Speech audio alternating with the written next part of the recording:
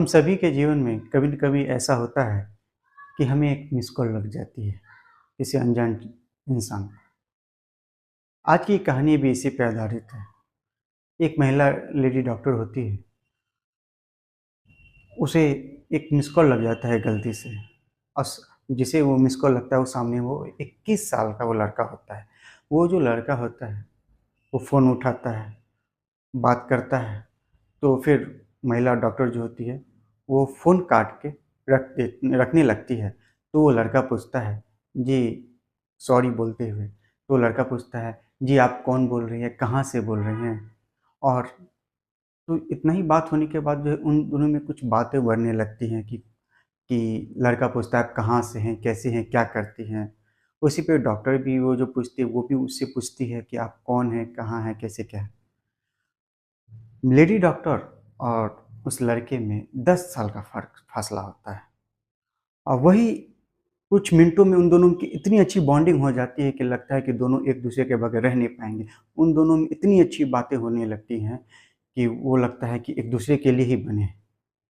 इतना होते हुए वो लड़का लड़की से कहता है कि मैं तुमसे मिलना चाहता हूँ, लड़की लड़के से कहती है, डॉक्टर कहती है कि मैं तुमसे मिलना चाहती हूँ, अब मैं तुमसे मिले बिना नहीं रह सकती। ये सुन के लड़का कहता है कि ठीक है, अगर ये ऐसी बात है तो आ जाओ। कह- कुछ ही दिनों में वो 700 किलोमीटर पार करके वो डॉक्टर उसके पास मिलने चली जाती है। बस जब वो मिलने आती है कि इसी बीच में क्राइम को अंजाम दिया जाता है। ये इसमें एक नहीं, 5 नहीं, 6 इंसान इस केस में इन्वॉल्व रहते हैं जो कि पढ़े लिखे होते हैं। और लड़का जो है एक का जान भी बचाने का एकदम, क्या कहा जाए, बहुत ही, इस कहानी को सुन के आपके रोंगटे खड़े हो जाएंगे। चलिए कहानी पे शुरुआत करने से पहले मैं अपना नए स्टोरी तक में आप सभी का स्वागत करता हूँ। चैनल पे नए आए तो सब्सक्राइब, लाइक और शेयर कर लीजिए। आपके लाइक, सब्सक्राइब और शेयर से ही मेरा मोटिवेशन बढ़ता है, मैं मोटिवेट होता हूँ और आपके लिए सच्ची सच्ची अच्छी कहानियाँ लाता हूँ। आज की कहानी जो है वो यूपी के बहरोच शहर की है। वहाँ एक अमित हल्दर नाम के शख्स होते हैं, उनका बेटा होता है रोहित हल्दर। वो एक पैरामेडिकल कॉलेज में एडमिशन लेता है और पढ़ाई करता है। उसकी उम्र एक तकरीबन 21 साल की होती है, जो कि गोंडा जिले में पड़ता है। वो पेशे से डॉक्टर हैं और वो उनका एक अपना प्राइवेट क्लिनिक भी होता है, मेडिकल स्टोर का होता है। उसी लगभग ये 18 जनवरी 2021 की कहानी है। उन्हें एक मोबाइल पे कॉल आता है और सामने से एक शख्स बोलता है कि आप रोहित हल्दर बोल रहे हैं? तो वो बोलते हैं हाँ। तो आपका बेटा का नाम राहुल हल्दर है? तो हाँ। तो वो कहते हैं कि हाँ। तो वो अब किडनैप हो चुका है। तो डॉक्टर साहब को लगता है कि कोई मेरे साथ मजाक कर रहा है।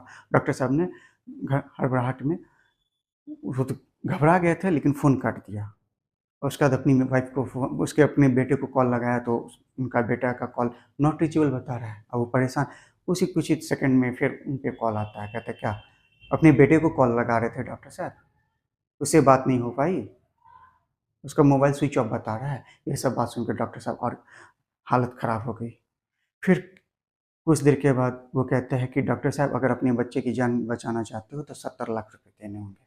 ये बात सुनकर डॉक्टर साहब की हालत ख़राब हो गई, क्योंकि वो डॉक्टर तो थे और उनका मेडिकल स्टोर तो ज़रूर था, लेकिन उनके पास इतने पैसे नहीं थे कि वो उन्हें दे सके, जो अगवा जिसने भी उनके बच्चे को अगवा किया है।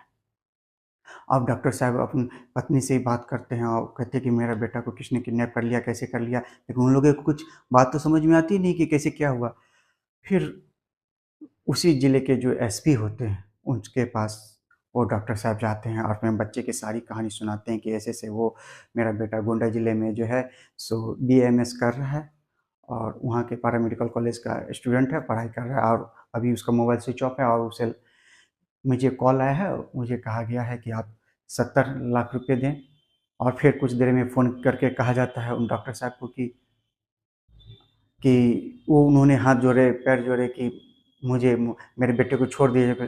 दिया जाए, तो सामने से कॉल वाले ने कहा कि ठीक है, अब उसकी रकम 80 लाख हो गए, अगर अपने बेटे को ज़िंदा चाहते हो, देखना चाहते हो तो 80 लाख दो, नहीं तो मैं उसे, उसके बाद कुछ भी हो सकता है। उसका फ़ोन काट दिया जाता है। तो वो सभी जाते हैं वहाँ एसपी ऑफिस में, सारी कहानी बताएँ। पुलिस वाले ने इस बात को संज्ञान में बहुत गंभीरता से लिया। उसके बाद वो इस बात की खोजबीन में पड़ गए। पुलिस ने 6 सदस्यीय टीम के गठन किया और एक नोएडा टीम को गठन किया, एक कई ज़िले की टीम को गठन किया और उसके बाद भरूच में भी भेजा, गोंडा में भी भेजा और उसके बाद पहले उसके कॉलेज पता किया गया कि आखिर कौन से, कहाँ से, किससे वो संपर्क आया। सीसीटीवी फुटेज निकाला गया कि वो लड़का किसके संपर्क में आया है, कैसे-कैसे, कहाँ-कहाँ गया है। उसके बाद यमुना हाईवे एक्सप्रेस पे पुलिस वालों ने, नोएडा पुलिस ने एक टीम भेज के वहाँ का सीसीटीवी फुटेज खंगाला, तो उसमें एक गाड़ी जो संदिग्ध में हालत में मालूम पड़ा कि स्विफ्ट कार है, जिसमें कुछ कुछ इल्लीगल एक्टिविटी नज़र आई।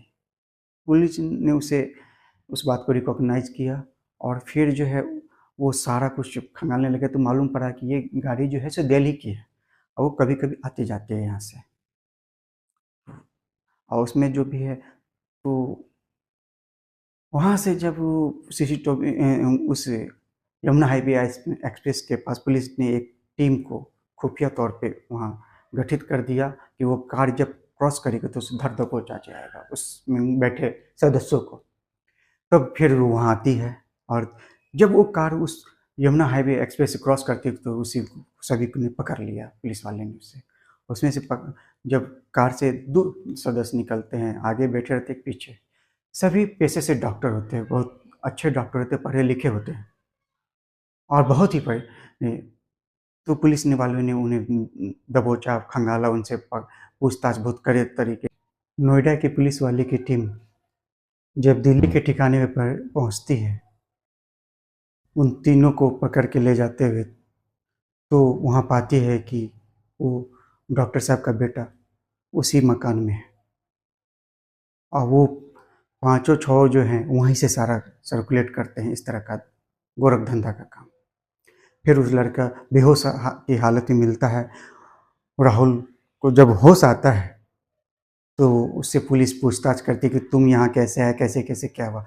तब वो बताता है कि मेरे पास एक रॉन्ग नंबर आता है, जो सामने से एक महिला होती है, वो डॉक्टर होती है, जो कि दिल्ली के नजफगढ़ अस्पताल में पोस्टेड है और वो जो है सो मुझसे बात करती है और उसकी बातें मुझे बहुत ही लुभावनी अच्छी लगती है और वो जो मेरे साथ बहुत ही प्यार से बात करती है, जो मुझे बहुत अच्छा लगता है। वो मुझसे पल भर में उससे मैं बात करते-करते हम दोनों में बहुत गहरा प्यारा-सा संबंध बन जाता है और हम दोनों में बहुत अच्छी बॉन्डिंग हो जाती है। वो मुझसे मिलने आती है और जब वो मुझसे मिलने आती है, उसी दरमियान में उसी के किसी सदस्य ने मेरे कंध पे एक सुई मार दी, जिससे मैं बेहोश हो जाता। वो किडनैप करके मुझे यहाँ दिल्ली ले आते हैं।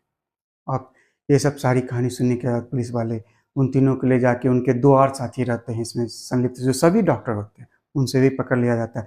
इसकी मेन खिलाड़ी जो लेडी डॉक्टर होती है, उसी उसके बारे में जब पूछताछ की जाती है तो पता चलता है कि वो वहाँ से फरार होके हरियाणा चले गए। वो हरियाणा में रहती है। अभी वो हरियाणा गई हुई है। तो पुलिस वाले वहाँ भी जाते हैं, उसे छापा मार के उसे पकड़ के लाते हैं और सभी के खिलाफ चार्जशीट दायर करके, एफआईआर लॉन्च करके सभी को जेल भेज दिया जाता है। और आज जो है पुलिस पुलिस वाले की सच्ची और अच्छी सूझबूझ के कारण एक परिवार का चश्मो-चिराग बच जाता है, एक लड़का की जान बच जाती है। सही समय पे सही डिसीजन लेने से उस परिवार के सभी सदस्य सेफ हैं, उनका बच्चा सेफ है और आज उनका बच्चा फिर वो गोंडा से बीएमएस की पढ़ाई कर रहा है, डॉक्टर साहब अपनी क्लिनिक चला रहे हैं और उनका मेडिकल स्टोर चल रहा है और सभी कोई अपने जीवन में खुश हैं, खुशहाली से हैं। तो आज की कहानी यहीं पे ख़त्म होती है। मिलते हैं हम लोग नेक्स्ट एपिसोड में, तब तक आप जहाँ भी रहें सेफ रहें, सतर्क रहें, किसी के लुभावनी बातें पे मत आएँ, कभी भी कोई बातें आपको, कभी कोई आपको फुसलाए तो उसमें उलझें। हमेशा अपनी सूझबूझ और सतर्कता से ही अपना जीवन में आगे बढ़ें और किसी की बातों में ना आएँ। चलिए मिलते हैं नेक्स्ट में, तब तक जय हिंद, जय भारत।